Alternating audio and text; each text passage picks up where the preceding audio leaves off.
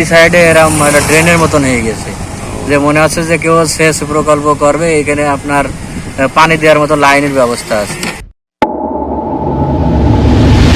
দৈনিক ঝিনাইদহ কাগজ, সত্যির আলোয় সুন্দর।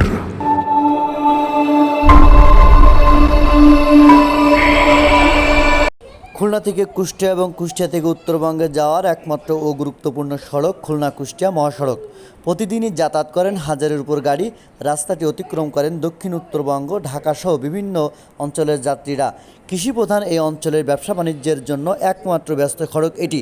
মহেশপুর, কোটচাঁদপুর, কালীগঞ্জ, যশোরের কিছু যাত্রীদের একমাত্র যাতায়াতের মাধ্যম সড়কটির কালীগঞ্জ থানার সালভরা বেসপালা অংশে সৃষ্টি হয়েছে নালার।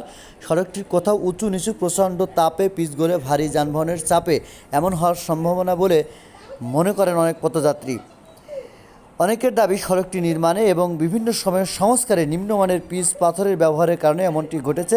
স্থানীয় জনপ্রতিনিধিরা এই রাস্তা দিয়ে চলাচল করলেও তারা বেখেয়াল। এজন্য দেখেও না দেখার ভান করেন তারা। পথচারী বা ছোট যানবাহনের চালক ও আরোহীদের বেশি ভোগান্তি পথে হচ্ছে। তাদের ভাষ্য, রাস্তা চলাচলের অনুপযোগী এবং দুই পাশে ড্রেনের সৃষ্টি হয়েছে। রাস্তা দিকে মনে হচ্ছে কেউ ফসলের খেতে পানি দেওয়ার জন্য ড্রেন তৈরি করেছে। ছোট যানবাহনের জন্য রাস্তা অনুপযোগী হয়ে দাঁড়িয়েছে। ঘটতে পারে বড় ধরনের দুর্ঘটনা এড়াতে সড়কটি দ্রুত মেরামতের জন্য বাংলাদেশ সরকারের কাছে দাবি জানান চালকরা। এই যে রাস্তার এই যে অবস্থা দেখছে, তাই এই অবস্থা আসলে গাড়ি চালাতে কোনো অসুবিধা হচ্ছে আপনাদের? অসুবিধা তো ভাই হয়, অসুবিধা রাস্তার তো অবস্থা, গাড়ি তো হচ্ছে না, পুরো একদম খাল হয়ে গেছে। আচ্ছা, আপনারা কোন রোডে গাড়ি চালান ভাই? কোন পর্যন্ত যান আপনারা? গাড়ি কালীগঞ্জ থেকে পান্নাতলা যায়, কালীগঞ্জ খালা ভাড়া দিয়ে নিচে চলে যায়, খালা ভাড়া হয়ে ডাইরেক্ট ঝিনাইদহ যান। পান্নাতলা যায়। রাস্তার এই যে অবস্থা, এই যে অঞ্চলে যে এই জনপদের যে দায়িত্বশীল আছে, তাদের সাথে কি এই বিষয়ে কোনো কথাবার্তা আপনারা কোনোভাবে বলেছেন বা বলার চেষ্টা করেছেন? এই বিষয়ে তো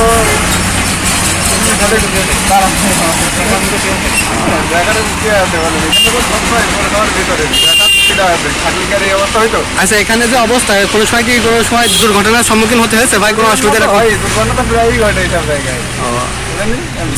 আপনারা একটু দেখেন, দেখলে তো বুঝতে পারবেন এখানে দুর্ঘটনা প্রায়ই ঘটে। জি জি, থ্যাংক ইউ ভাই, ধন্যবাদ।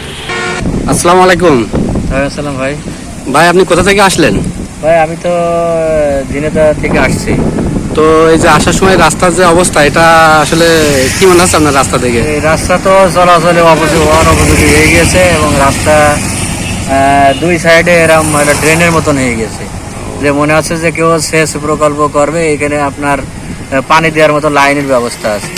যে রাস্তা চারি সাইডে উঁচু নিচে হয়ে গেছে, মানে আমাদের মোটর সাইকেল চালানো খুব কষ্ট হয়ে যাচ্ছে। আচ্ছা, এই জনপদের যারা দায়িত্বশীল আছে তাদের সম্পর্কে আপনি কিছু কি বলতে চান? আমি চাই যে তারা এই বিষয়গুলো দেখুক এবং দেখে আছে ঊর্ধ্বতন কর্মকর্তা এবং বাংলাদেশ সরকারের কাছে, যে প্রধানমন্ত্রীর কাছে জানায় যে এই রাস্তার দ্রুত সংস্কারের দাবি জানাচ্ছি। থ্যাংক ইউ সো মাচ ভাই।